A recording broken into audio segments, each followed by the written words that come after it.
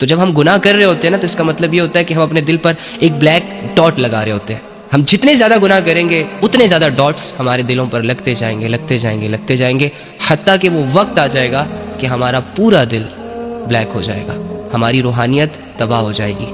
تو جس کا دل کالا ہو جاتا ہے، بلیک ہو جاتا ہے، اس کے گناہوں کی وجہ سے، اس کی غفلتوں کی وجہ سے، اس کے توبہ نہ کرنے کی وجہ سے، اللہ سے دوریوں کی وجہ سے، تو ایسا انسان اگر اللہ رب العزت کے معجزوں کو، نشانیوں کو اپنی آنکھوں سے بھی دیکھ لینا، تب بھی اللہ کی معرفت، اللہ کی حکمتیں، اللہ کی محبت اس دل کو سمجھ نہیں آتی.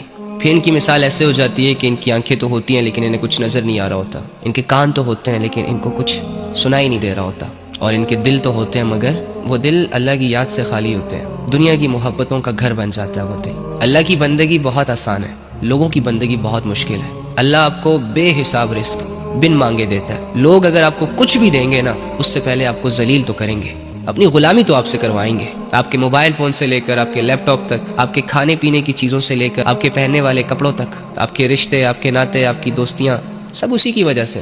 وہ نہ بناتا کچھ، جو چیزیں اس نے نہیں بنائی تم اسے ڈھونڈ کے دکھاؤ.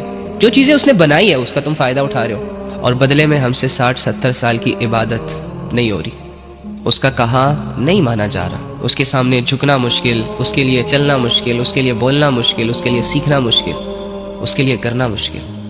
تو آسان کیا ہے پھر؟ شیطانیت، نفسانیت، اس میں تو تمہاری بربادی چھپی ہے. نفس اور شیطان تو تمہارے کھلے دشمن ہیں. یہ دونوں تو تمہیں لذتوں کے جھانسے دے کر تمہاری روحانی دنیا کو تباہ کریں گے. یہ دونوں تو چاہتے ہی یہی ہیں کہ تم گناہ کرو، تم اللہ کے باغی بن جاؤ، اللہ سے دور ہو جاؤ، لوگوں کی غلامیاں اختیار کر لو اور اللہ کی غلامی سے اپنے آپ کو آزاد کر دو.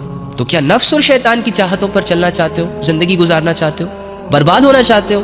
ٹوٹنا چاہتے ہو؟ گمراہ ہونا چاہتے ہو؟ کہ جو بھی نفس اور شیطان کے راستے پر چلتا ہے وہ برباد ہو جاتا ہے، کہیں کا نہیں رہتا. دنیا کی نظروں میں بھی گر جاتا ہے، اللہ کی نظروں میں بھی گر جاتا ہے، یہاں تک کہ اپنی نظروں میں بھی گر جاتا ہے. یار جو انسان خود سے نظریں نہ ملا پائے وہ کسی دوسرے سے کیا ملائے گا؟ تو یہ گناہوں کی لذتیں کیا ہمارے لیے اتنی امپورٹنٹ ہے کہ ہم ان لذتوں کے پیچھے بھاگ بھاگ کر آخرت کو تباہ کر دیں، اللہ کو بھول جائیں؟ کیونکہ نفس اور شیطان کو راضی رکھنے کے لیے آپ کو گناہ کرنے پڑتے ہیں، جبکہ اللہ کو راضی کرنے کے لیے، اللہ کو راضی رکھنے کے لیے آپ کو نیکیاں کرنی پڑتی ہیں، عبادت کرنی پڑتی ہے.